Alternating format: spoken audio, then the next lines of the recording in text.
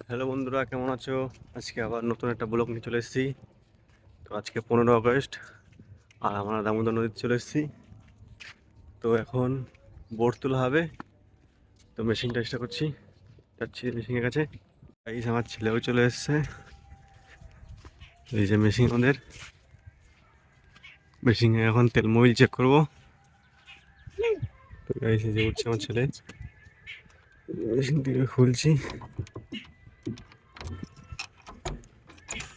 কেটে চলে এসো, যাও উত্তরো তুমি উঠাতে যাবে।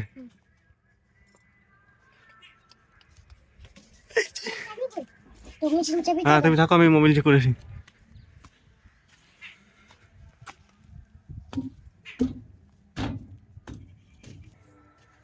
গাইস এই যে মোবিল